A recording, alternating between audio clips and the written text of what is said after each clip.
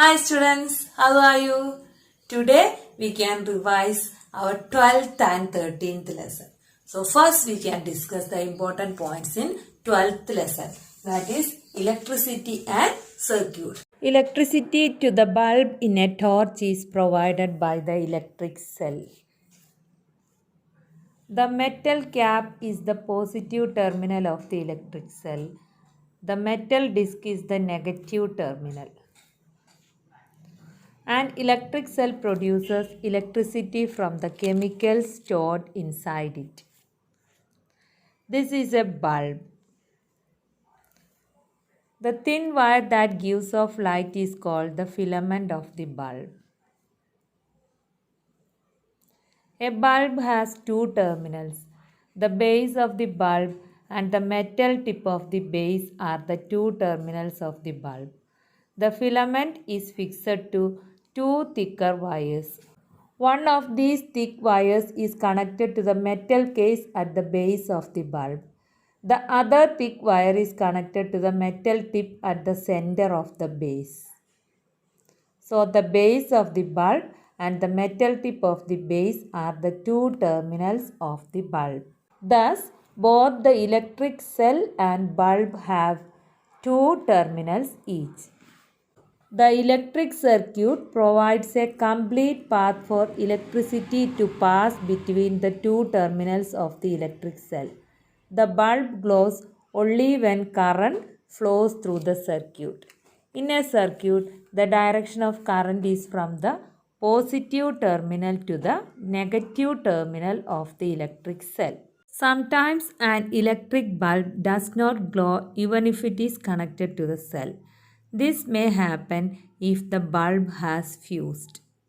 One reason for a bulb to fuse is a break in its filament. So if there is a break in the filament, the bulb is fused. So circuit is not complete, so the bulb will not glow. Now we can look what is a switch. A switch is a simple device that either breaks the circuit or completes it. Our next topic is conductors and insulators. Now, what are conductors? Materials which allow electric current to pass through them are called conductors of electricity. So, conductors are the materials that allow electric current to pass through them. Example, copper, iron, etc. Then what are insulators? Materials which do not allow electric current to pass through them are called insulators. So what are insulators? Insulators are the materials which do not allow electric current to pass through them. Example, plastic, rubber, glass, cloth, etc.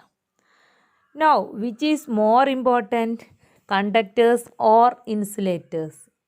Conductors and insulators are equally important for us. Switches, electrical plugs and sockets are made of conductors. On the other hand, rubber and plastics are used for covering electrical wires, plug tops, switches and other parts of electrical appliances which people might touch. Our body is a conductor of electricity. Therefore, we should be careful when we handle an electrical appliance. So, we saw that an electric cell and a bulb have two terminals.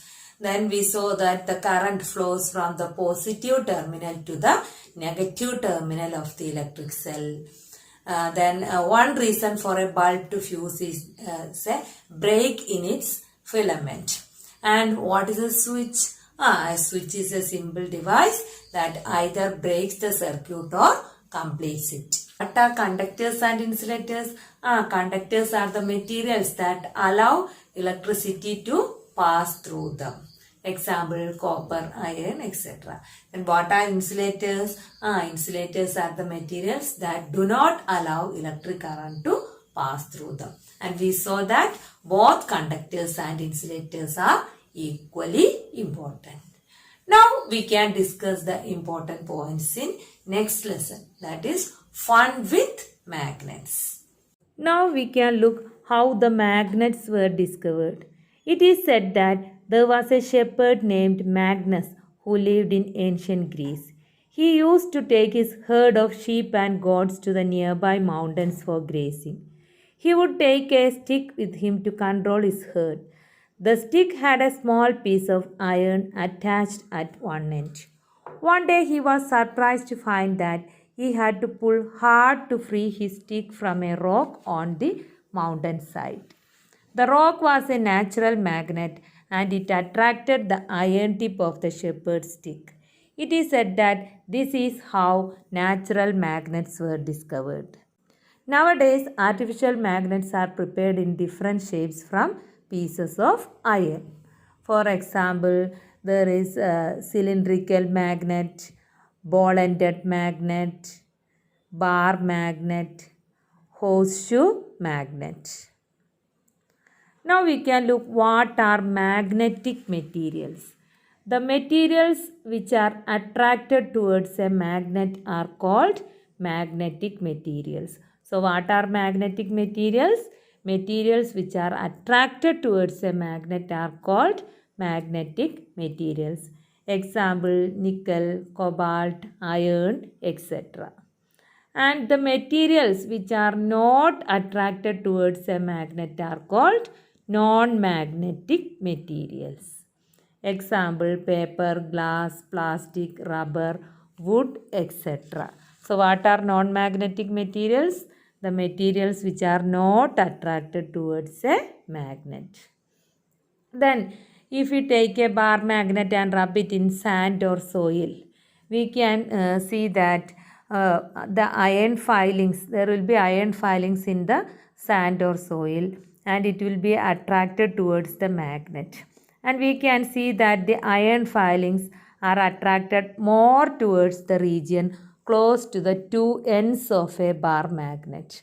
And the two ends of a bar magnet are called as the poles of a magnet.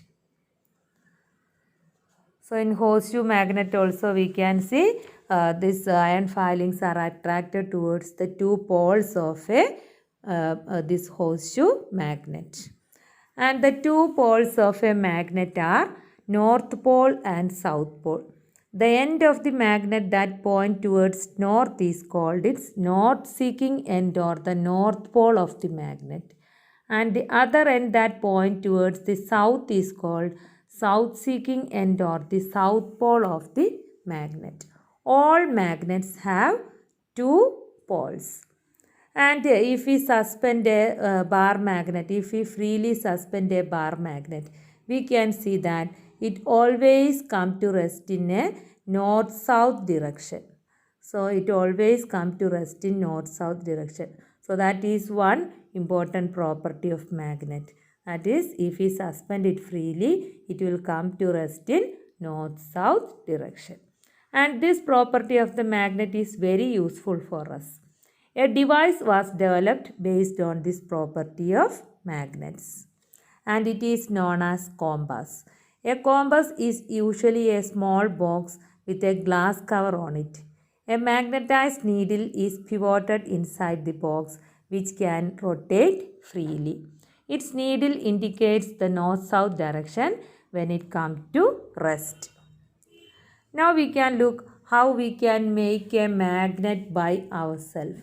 For that, you take a rectangular piece of iron, place it on the table. Now take a bar magnet and place one of its poles near one edge of the bar of iron. Without lifting the bar magnet, move it along the length of the iron bar till you reach the other end. Now lift the magnet and bring the pole to the same point of the iron bar from which you began. Move the magnet again along the iron bar in the same direction as you did before. Repeat this process about 30 to 40 times. Now you test whether your piece of iron is changed into magnet. For that, bring some iron filings near the iron bar. If it is attracting, this iron filings, it indicates that this iron bar is changed into a magnet. If it is not attracting, you do the same, repeat the same process for 20 times, 20 or 30 times more. Okay. Then another property of magnet is that same poles or similar poles always repel each other. So if you bring a north and north pole nearer, they won't attract, they will repel each other. Or if south pole and south pole comes closer, they won't attract, they will go away, they will repel each other.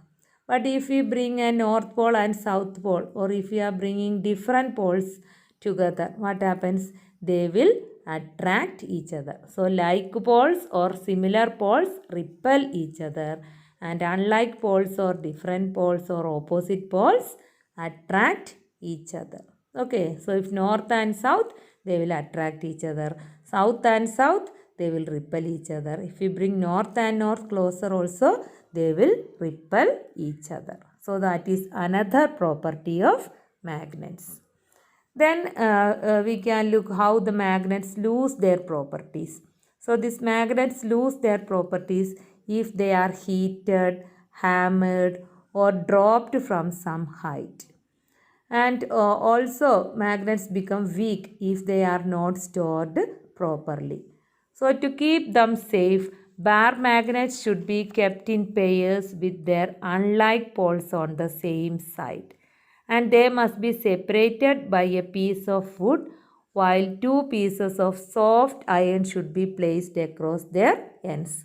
So in the middle we should keep one piece of wood, and on both ends there must be a piece of soft iron also. Okay. For horseshoe magnet, one should keep a piece of iron across the poles. Keep magnets away from mobiles, television, music system, CDs and computer, because all these are made up of magnetic materials and magnets in it.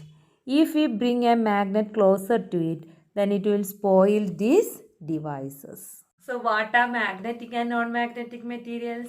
Magnetic materials are the materials which are attracted towards a magnet. Example, iron. And non-magnetic materials means which are not attracted towards a magnet. Example, plastic. Then we saw the properties of magnet. That is, a magnet has two poles, north pole and south pole. A freely suspended magnet always come to rest in north-south direction. Then similar poles or like poles repel each other, and opposite poles or unlike poles attract each other. And we saw that if we drop it or heat it or hammer it, it will lose its property. And we saw how to store them safely. And we should keep our magnets away from mobile, TV, CD, computer, etc. Why? Because all these are made up of magnetic materials and magnets in it. So if we bring a magnet closer to it, then it will spoil these devices. Clear now? Okay, bye.